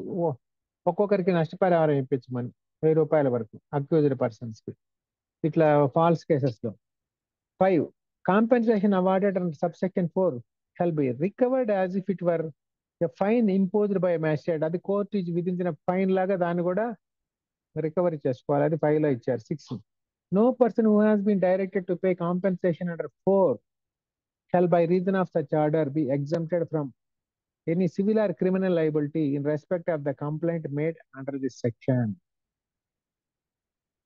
No person who has been directed to pay compensation shall by reason of such order be exempted. Order ఇచ్చినందువల్ల she shall not be exempted from any civil or criminal liability. వేరే civil liability, criminal liability ఏదైనా ఉంటే అతనికి వేరే వాటిల్లో he is not exempted in respect of the complaint made under this section. 7. Continuation proviso provided that any amount paid to an accused person under this section shall be taken into account in awarding compensation to such person in any subsequent civil suit relating to the same matter. వేరే civil matters ఉంటే అవి దీనికి సంబంధం ఉండదు. Provided that any amount paid to the accused shall be taken into account in awarding compensation to such person. వేరే వీళ్ళ మధ్య అది సివిల్ తగాదా ఉంది, అక్కడ కూడా కాంపెన్సేషన్ ఇవ్వాలి. అప్పుడు ఈ డబ్బులు ఆల్రెడీ ఇచ్చినట్టు చూపించుకోవచ్చు. ఎగ్జాంపుల్, ట్రెస్ పాస్ చేశాడు, ట్రెస్ పాస్ కి వాళ్ళు ఆల్రెడీ టార్ట్ కేసు వేస్తున్నాడు, మళ్ళీ క్రిమినల్ కేసు కూడా పెట్టచ్చు ట్రెస్ పాస్ కి. ఆ క్రిమినల్ కేసులో ఆల్రెడీ ప్రూవ్ కాలేదు, అప్పుడు సివిల్ కాంపెన్సేషన్ లో ఈ డబ్బులు ఆల్రెడీ ఇచ్చినట్టు చెప్పొచ్చు. 7. The person who has been ordered under subsection 4 to pay compensation may appeal from the order in so far as it relates to the payment of compensation to the High Court. హైకోర్టుకి అప్పీల్కి వెళ్ళొచ్చు. ఎంతవరకు వెళ్ళొచ్చు అంటే only compensation గురించి మాత్రమే వెళ్ళొచ్చు, case గురించి వెళ్ళడానికి లేదు దీని ప్రకారం. అది when an order for payment of compensation to an accused person is made, the compensation shall not be paid to him before the period allowed for the presentation of the appeal has been lapsed, or if the appeal is presented before the appeal has been decided. ఒక appeal వెళ్ళడానికి వాళ్ళకి ఒక 90 days అంత time ఉందనుకోండి, ఆ 90 days లోపల pay చేయాల్సిన పని లేదు, అంతవరకు కూలింగ్ పీరియడ్ ఉంటుంది పేమెంట్ కి. ఆ లోపల అప్పీల్కి వెళ్ళకపోతే పే చేయాలి. ఒకవేళ అప్పీల్కి వెళ్తే అప్పీల్ డిసైడ్ అయ్యే వరకు ఈ నీడ్ నాట్ పే. అది ఇంతవరకు ఇచ్చారు. అది ఇంతవరకు ఏమైనా డౌట్స్ ఉన్నాయా? నెక్స్ట్ చాప్టర్ చదవండి పేరు ఎవరైనా.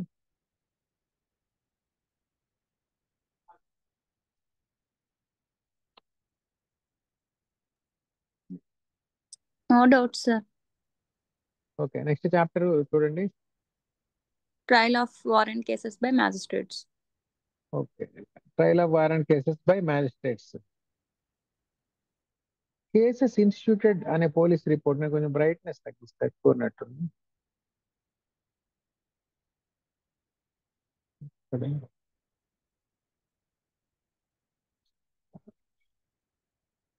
Trial of warrant cases by magistrates. A cases instituted అనే పోలీస్ రిపోర్టు ఒకసారి ఇది అవుట్లైన్ గా చూద్దాము.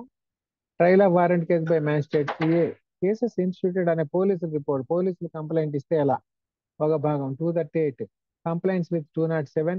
239 when accused shall be discharged. 240 framing of charge. 241 conviction on plea of guilty. 242 evidence for prosecution. 243 evidence for defense. The cases instituted otherwise than a police report. 244 evidence for prosecution. 245 when accused shall be discharged. 246 procedure where accused is not discharged.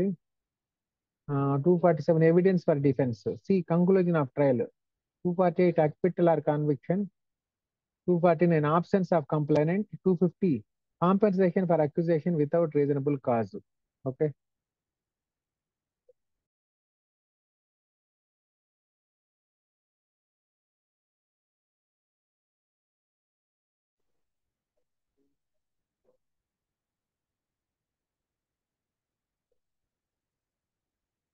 మీకు screen sharing ఆగినట్టుంది కదా? ఏమండి screen share లో కనిపించలే కదా ఇందాక? Yes, sir.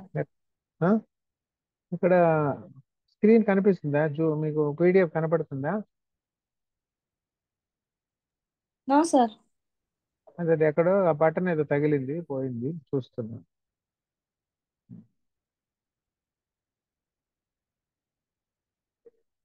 మళ్ళీ reshare చేస్తున్నా.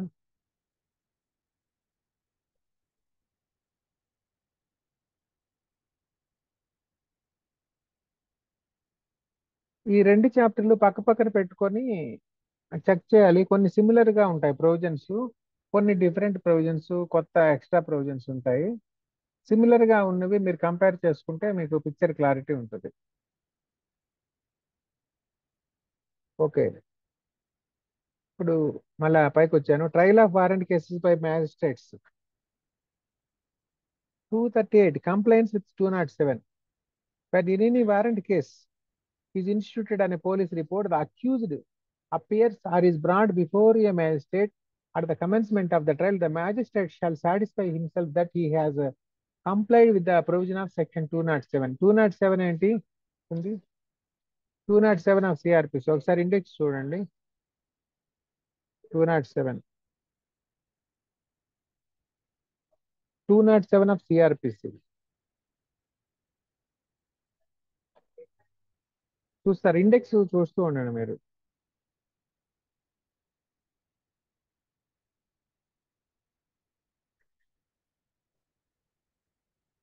Supply of copy to the accused.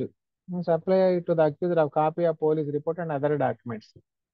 So 207 ప్రకారమే 238 లో చేయాలి. ఇప్పుడు స్టేట్ అంటే కాన్స్టిట్యూషన్ లో డిఫైన్ చేశారు కదా, ఆర్టికల్ 12 లో డిఫైన్ చేశారు, మళ్ళా ఆర్టికల్ 36 లో డిఫైన్ చేశారా? 36 లో డిఫైన్ చేశారు. సో సేమ్ డెఫినేషన్ ఉంటుంది. అట్లానే 239 when accused shall be discharged. Accused ని ఎప్పుడు డిశ్చార్జ్ చేయాలని ఇక్కడ ఇచ్చారు. If upon considering the police report and the documents sent with it under 173 and making such examination, if any of the accused as the magistrate thinks necessary and after giving the prosecution and the accused an opportunity of being heard, the magistrate considers the charge against the accused to be groundless, we shall discharge the accused and record his reasons for so doing. ఎప్పుడు baseless అంటే ఒకవేళ 7 ఏళ్ల పిల్లోడిని కూడా case పెట్టాడు అనుకోండి, అప్పుడు వదిలేయచ్చు. Okay, అసలు ఆ ఊర్లో లేని వాళ్ళు, సంబంధం లేని వాళ్ళని పెట్టొచ్చు. అలా అంటే మెంటల్ పిచ్చి వాళ్ళని, ఇడియట్స్ ని కూడా పెట్టొచ్చు. వాళ్ళకి మ్యాజిస్ట్రేట్ బేసిక్ గా ప్రైమ్ ఆఫీస్ ఎగ్జామిన్ చేసి వాళ్ళని అక్విట్ చేసేయచ్చు. కేసులు అందరినీ చేయాల్సిన పని లేదు, కొందరినైనా ఆయన అక్విట్ చేయొచ్చు. అది 239 లో పవర్ ఇచ్చారు. కానీ జనరల్ గా చేయరు. మళ్ళీ చేస్తే ఏమి రిమార్కులు వస్తాయని ప్రభుత్వ ఉద్యోగులకు కూడా భయం ఉంటది, అధికారులకు కూడా. వాళ్ళకి ఎన్నో పవర్స్ ఉంటాయి అధికారులకి, కానీ మళ్ళీ చేస్తే అది నా మీద నిందలేస్తారేమో అని చెప్పి వాళ్ళకి జెన్యూన్ అనిపించినా ఒక్కోసారి చేయకుండా అందరూ అట్ట చేస్తుంటారు. మిగతా వాళ్ళంతా ఫ్లోలో వెళ్తుంటారు, ఇంటెలిజెంట్ ఆఫీసర్లు కూడా. అట్లాగే ఒక్కోసారి అదే సుప్రీంకోర్టు కూడా కొన్నిసార్లు అభిప్రాయపడుతుంది. బెయిల్ కేసెస్ లాంటి కేసెస్ లో కూడా జడ్జిలు ఇవ్వాల్సి వచ్చిన ఒక ఫియర్ ఆఫ్ అక్యుజేషన్ వల్ల వినకుండా బెయిల్ ఇవ్వకుండా అట్లా ఇంకా రొటీన్ ఫ్లోలో వెళ్తున్నారని చెప్పి చాలాసార్లు చెప్పారు. Okay, and the accused shall B discharge. ఎప్పుడు డిశ్చార్జ్ చేయాలంటే ఇక్కడ ఇచ్చారు దీంట్లో. The magistrate 240 framing of charge. If upon such consideration, examination if any, and hearing, the magistrate is of the opinion that there is ground for presuming that the accused has committed an offense triable under this chapter, which such magistrate is competent to try and which in his opinion could be adequately punished by him, he shall frame in writing a charge against such accused. ఒకవేళ prima facie వాడు నేరం చేశాడని భావిస్తే ఆయన framing of charge చేయొచ్చు. ఇంకా అడిషనల్గా ఏంటంటే ఆ అఫెన్స్ కి ఆయన ట్రయల్ చేసే పవర్ ఉండాలి, జ్యుడిషియల్ పవర్ అంటే అడ్మినిస్ట్రేటివ్ గా ఆయన ఇచ్చిన పవర్ లో. తర్వాత ఆయనకి వాడికి ఇచ్చే పనిష్మెంట్ కి శిక్ష విధించే అంత అంత శిక్ష విధించే అధికారం కూడా ఉండాలి. అప్పుడు you can frame the charge. The charge shall then be read and explain to the accused and he shall be asked whether he pleads guilty of the offence charged or claims to be tried. ఇది కూడా repetition పైన sections లో. So రెండు పక్క పక్కన పెట్టి ఒక tabular form లో చూడండి. నువ్వు నేరం చేసావని అడుగుతారు, చేయలేదంటే ఓకే ఇంకా ఫర్దర్ గా ముందుకు వెళ్తారు. ఓకే, అవన్నీ చార్జెస్ అన్ని అతనికి ఎక్స్ప్లెయిన్ చేయాలి. Next 241 conviction on plea of guilty. Plea of guilty పైన కూడా వచ్చింది కదా, అప్పుడు సేమ్ సెషన్ జడ్జి లాగా ఈయన కూడా కాన్విక్షన్ లో ప్లీ ఆఫ్ గిల్టీ చేస్తే శిక్ష విధించవచ్చు, లేకుంటే ఆయనకి నమ్మకం లేకపోతే ముందుకెళ్ళచ్చు, వాడు అబద్ధం చెప్తున్నాడు చేసినట్టుగా ఒప్పుకుంటున్నాడు అని. 242 ఎవిడెన్స్ ఫర్ ప్రాసిక్యూషన్, ఇది కూడా సిమిలరే ఉంటుంది. If the accused refuses to plead or does not plead the claim or claims to be tried, the magistrate does not convict the accused under 241. He will go ahead. Okay, summons ఇస్తారు witnesses అందరికి, అప్పుడు వాళ్ళు విట్నెస్ని present చేయాల్సి వస్తుంది. Provided that magistrate May permit cross examination. Cross examination కూడా ఆయన permit చేయొచ్చు, వాళ్ళని విట్నెస్ రమ్మని సమన్స్ ఇవ్వచ్చు. అది 242లో evidence for prosecution. 243 evidence for defence. తర్వాత డిఫెన్స్ వాళ్ళు కూడా ఎవిడెన్స్ ప్రొడ్యూస్ చేయడానికి సెషన్స్ కోర్టుల లాగానే సిమిలర్ గా వీళ్ళకి కూడా అవకాశం ఇస్తారు. తర్వాత వీళ్ళు కూడా ఎవరైనా విట్నెస్లు పిలుచుకోవాలంటే వీళ్ళకి కూడా ఆ లిస్ట్ ఇస్తే ఆ లిస్ట్ ప్రకారం జస్టిఫై చేసుకుంటే ఆ విట్నెస్లు కూడా ప్రాసిక్యూషన్ డిఫెన్స్ విట్నెస్ కూడా పిలుస్తారు.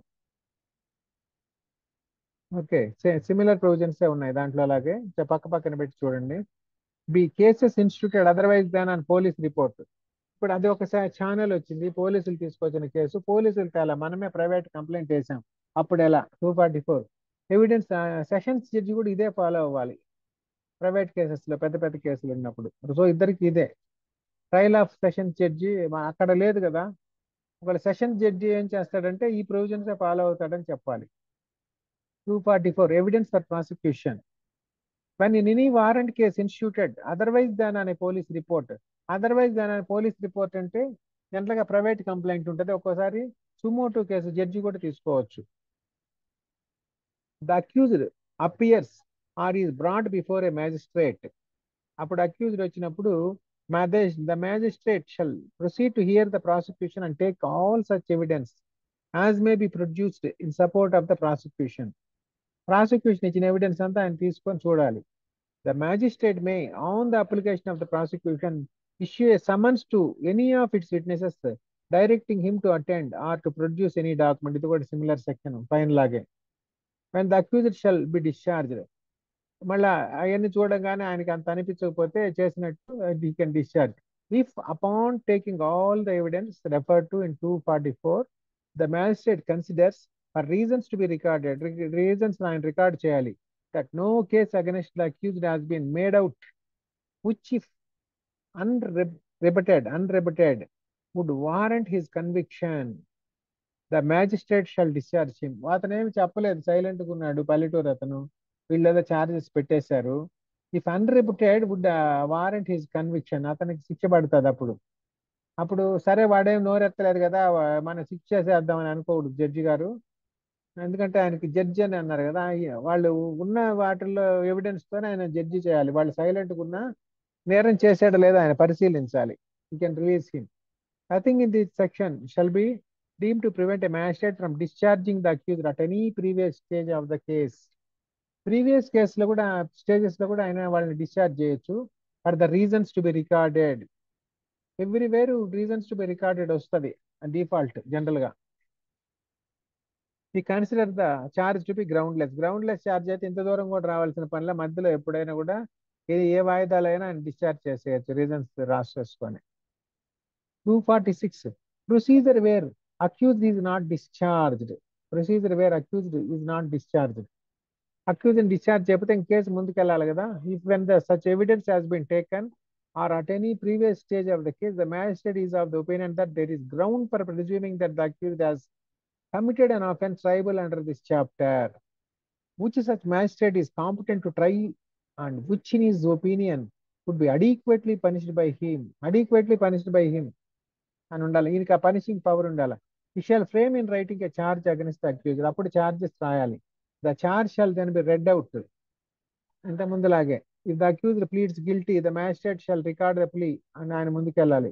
If the accused refuses to plead, అప్పుడు మళ్ళీ సిమిలర్ అదే style. If he says he does so wish, the witness named by him shall be recalled. అప్పుడు విట్నెస్ ని పిలిపించాలి అండ్ క్రాస్ ఎగ్జామిన్ చేయించాలి, అలాంటివన్నీ ఉంటాయి. రీ ఎగ్జామినేషన్ కూడా చేయించాలి. 6 The evidence of any remaining witnesses for the prosecution shall next be taken. ఇంకేదైనా విట్నెస్లు ఉంటే వాళ్ళ విట్నెస్లు కూడా తీసుకోవాలి. And after cross examination, re examination, if needed, if necessary, they shawl be discharged. ఎప్పుడైనా ఆయన్ని డిశ్చార్జ్ చేయొచ్చు చేసినట్టు అనిపించకపోతే. 247 ఎవిడెన్స్ ఫర్ డిఫెన్స్. ఆ తర్వాత డిఫెన్స్ వాళ్ళు ఎవిడెన్స్ ఇవ్వచ్చు. The accuser shall then be called upon to enter upon his defence. ఇది కూడా సిమిలర్ రిపీట్ అయింది. 248 జడ్జిమెంట్ అనమాట, acquittal or conviction. If in any case under this chapter in which a charge has been framed, the magistrate finds the accused not guilty, he shall record an order of acquittal. అది ఇక్కడ ఇచ్చారు. యాక్చువల్గా ఇవన్నీ waste ప్రాసెస్లు అన్ని కలిపి ఒకటే process పెడితే అయిపోయేది రెండు కూడా. పెద్ద డిఫరెన్సెస్ కూడా ఏమి లేవు. ఏదైనా డిఫరెన్స్ ఉంటే అక్కడే రాస్తే అయిపోయేది. Number of seconds waste, numbers waste. Basic procedure కూడా సిమిలర్ గానే ఉంది. బేసికల్ గా ఏ ప్రొసీజర్ అయినా ప్రిన్సిపల్ ఆఫ్ న్యాచురల్ జస్టిస్ ప్రకారమే వెళ్ళాలి. సెషన్స్ కేసు అయినా ఇదైనా. ఒకవేళ వారెంట్ కేసెస్లో ఎక్కడైనా సెపరేట్ ఉంటే అక్కడే రాస్తే అయిపోయేది. అక్విటల్ ఇది కూడా సిమిలర్ గానే ఉంటుంది. 249 ఆప్షన్స్ ఆఫ్ కంప్లైనెంట్, ఇది extra section. When the proceedings have been instituted upon complaint and on any day fixed for the hearing of the case, the complainant is absent and the offence may be lawfully compounded or is not a cognizable offence, the magistrate may in his discretion, notwithstanding anything herein before contained, at any time before the charge has been framed, discharge the accused. ఏదైనా వాయిదా complaint ఇచ్చిన అతను వెళ్ళలేదనుకోండి, అప్పుడు judge గారు if it is a compoundable offence అయితే ఈమె discharge. కానీ complainant రానంత మాత్రాన అవసరం లేదు. వకీల్ వెళ్ళినా చాలా, ఆయన అడ్వకేట్ వెళ్ళినా కంప్లైంట్ వెళ్ళినట్టే. Okay. Even cheque bounce cases లో కూడా మనం అబ్జర్వ్ చేస్తుంటాము. కంప్లైంట్ ఇచ్చిన వ్యక్తిని, అంటే చెక్ ఎవరైతే నష్టపోయి ఉంటారో వాళ్ళకి బౌన్స్ అయిన చెక్ ఉంటుందో, అంటే పేయి అంటాం కదా, పేయి ఎవరైతే ఉంటారో ఆయన 10 సారి రమ్మని చెప్తూ ఉంటారు. చెక్ బౌన్స్ కేసులు కూడా ప్రైవేట్ కంప్లైంట్ కేసులా ట్రీట్ చేస్తారు. కానీ అడ్వకేట్ వెళితే అతను వెళ్ళినట్టే లెక్క, కంప్లైనెంట్. మళ్ళీ ఆయన పిలవాల్సిన పని లేదు, ఎవరో ఒకరు వెళ్ళినా చాలు. అది ఆల్రెడీ డిసైడెడ్ కేసెస్ ఉన్నాయి. అది బేసిక్ కామన్ సెన్స్ కూడా. When the proceedings have been instituted upon the complaint, 249, and on any day fixed for the hearing of the case, the complainant is absent and the offence may be lawfully compounded or is not a cognizable offence. అది cognizable offence కాకపోతే, అంటే non cognizable offence అయినప్పుడు, compoundable offence అయినప్పుడు magistrate may in his discretion, ఆయన discretion మాత్రమే, notwithstanding anything hereinbefore contained, at any time before the charge has been framed, charges frame చేయడానికి before discharge the accused. Charges frame అయితే ఇంకా లేదు. అందువల్ల ఏంటంటే ఎవరైతే అక్యూజ్డ్ తరపున ఉంటారో ఈ కంప్లైనెంట్ కానీ వాళ్ళ అడ్వకేట్ రాకపోతే 249 కింద అక్విట్ చేయమని జడ్జిని అయితే రిక్వెస్ట్ చేసుకోవచ్చు వాళ్ళు. 250 compensation for accusation without reasonable cause. ఇంతకుముందు కూడా చూసాము, వితౌట్ రీజనబుల్ కాజ్ తో కంప్లైంట్ ఇచ్చుంటే 250 కింద కాంపెన్సేషన్ ఇప్పిస్తారు. ఇది చాలా లెంగ్తీగా ఉంది, ఏమేమి కాంపెన్సేషన్ అవన్నీ అని. ఇంతకుముందు ఆల్రెడీ రిపీట్ అయింది ప్రీవియస్ లో కూడా, అంతా అదే సెక్షన్. ఇది ఇంతవరకు. తర్వాత trial of summons cases by magistrates 251 నుంచి ఉంది.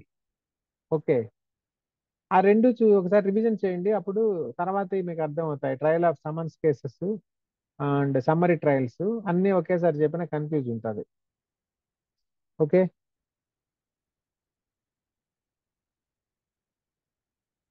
ఇంకే ఇంతటితో క్లోజ్ చేద్దామండి ఈ రోజుకి. Okay sir, thank you sir. Okay, అంటే రేపు ఎవిడెన్స్ యాక్ట్ స్టార్ట్ చేయనా? ఇది కొంచెం సిఆర్పిసి నేను అవుట్ ఆఫ్ సెషన్ వల్ల పెద్దగా చెప్పలేకున్నా అని అనుకుంటున్నా.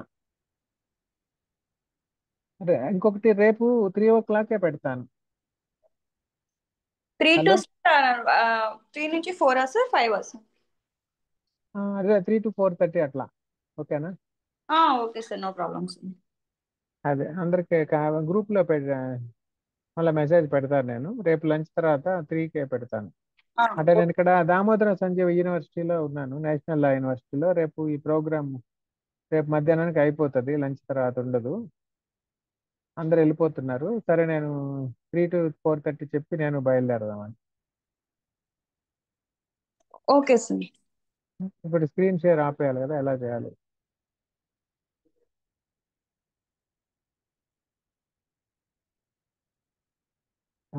Stop sharing.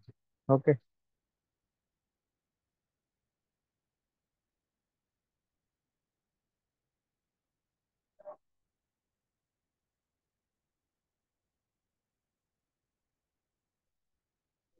ఓకే అండి, ఇంతటితో క్లోజ్ చేస్తాను. ఓకే. Okay, yes. బాయ్.